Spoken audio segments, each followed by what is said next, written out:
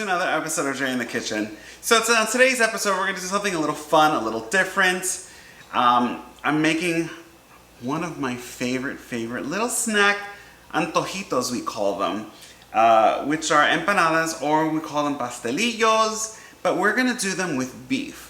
So when you see how we make this, I want you to know that I'm using beef. You can use ground chicken, you can use ground turkey, you can use ground pork. You can actually, I even thought about this, I may make a vegetable one with a variety of different vegetables for those of you who are not meat eaters. But stay tuned, let me show you how I put this together, because I promise this is going to be something you want to make every so often. And the beautiful thing about it all is they freeze super well.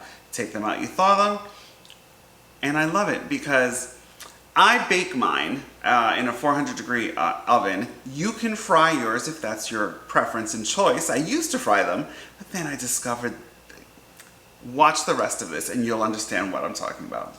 So now let's put it all together. You guys are gonna love this recipe. So again, my induction cooktop. You can use a non-stick skillet. I'm actually gonna use my stainless steel because it's easier for me to use it on here. So let's warm this up. You're gonna hear the sound a little bit. It's all magnetized. It's fantastic.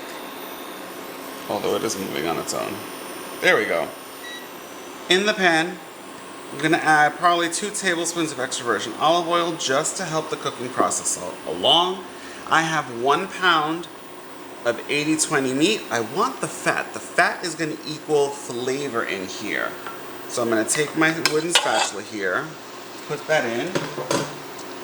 And we're going to start to break this up before it even begins. The sooner you break this up, the better it will be at cooking. We're not going to brown it, we're just going to cook this through.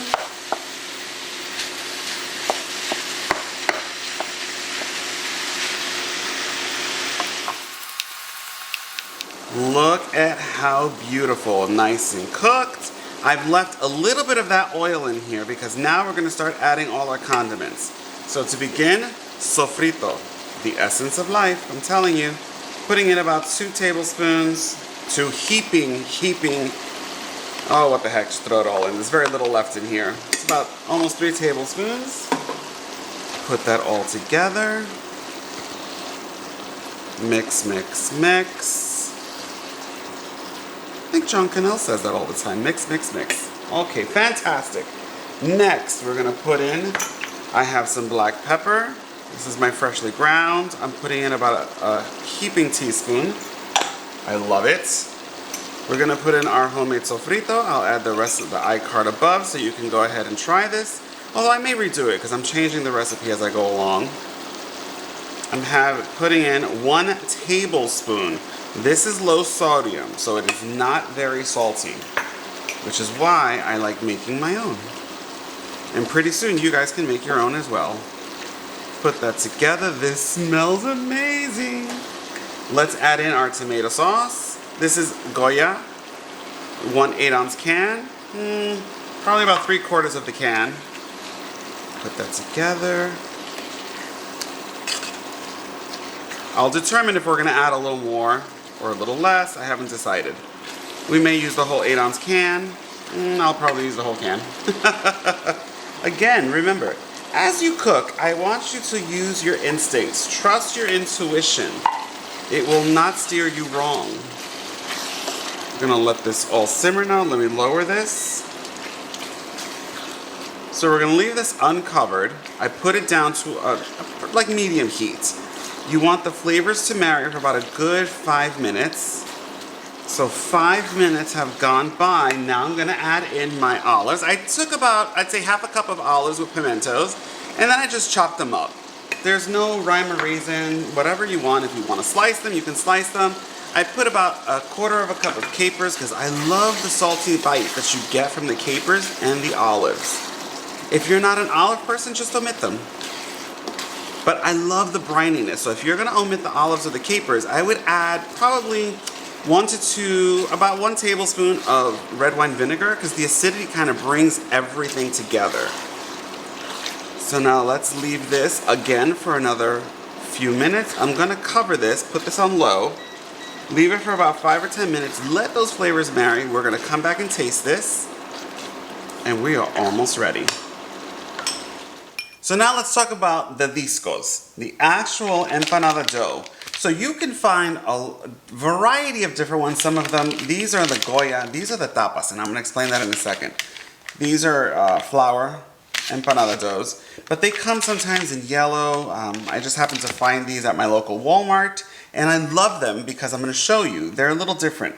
So, and you see this little design, I'm gonna show you what I've learned how to do. So you peel them back, they come frozen, so you want them to sit out on the counter a little bit, come to room temperature, but not too hot, because then they become a little bit unmanageable.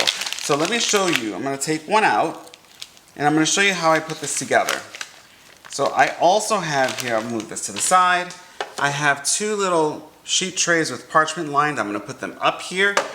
And this is a little bowl of water, because the water I use to seal. So what I've learned over the years, and I grew up not making them this way, but I'm gonna show you how I now make them. So now that they're fully defrosted, they're nice, they're beautiful. I am working on my own recipe instead of buying them. So I have a spoon. I'm gonna take some of the picadillo, which is the ground beef that I've had cooling. So we're gonna put that in the center. I love to stuff these. That's about a good amount. Then I just literally take my clean hands, dip it in the water, just on the upper edge, and then we're gonna seal this. We're gonna bring it together. As you can see, put that together. I'm squeezing out the air from the edges, and it does not require a lot of water. So this is what's different. In years past, I would take a fork, like my grandmother used to, and we would crimp it with the fork. Instead, I was like, let me try something a little different. So I had one day, I took it, I take the edge, I angle it up, then I take the corners with my finger. It's kind of hard to explain, and I start making my little design. And I squeeze, fold over, squeeze, fold over, squeeze, fold over, squeeze. It takes a little bit of time to get used to doing this, but instead of crimping it with a fork, this is how I now do it. And then I take the edge and you put it up. And that is my version of a beef empanada. So let me do all the other ones. I believe, how many come in this package? 12. Let me knock those out and I'll be back and show you how we're gonna cook them, because there's two options for you on how you make them. All right, so we went ahead and did all 12 of them. So I have my oven preheated at 400 degrees. I'm gonna put these in there. I don't have to do an egg wash. I don't have to do anything. I'll show you exactly what they're gonna look like.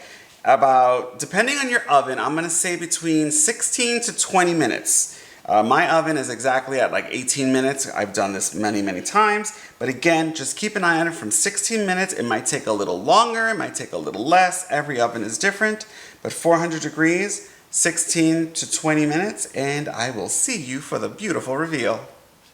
It has been a labor of love making these. I absolutely hope you learn how I do my little crimping style and all of those things. If you want to use your fork to crimp, by all means, there's no judgment here. I just decided I wanted to teach myself something a little different. So here they are. I put them on a little dish for myself, and now comes the fun part. We have to actually taste test. So I'm gonna go ahead and bite into one. Mmm. Do you hear that crunch? Mmm. Mmm.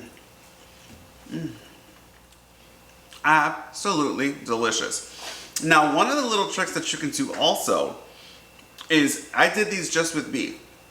You can do half beef and you can put some shredded cheese in there. I grew up eating them that way. If you want to just make cheese ones, you can just put cheese in them. I want you to just get creative. Trust your instinct, as I'm always telling you. Follow your intuition and have fun.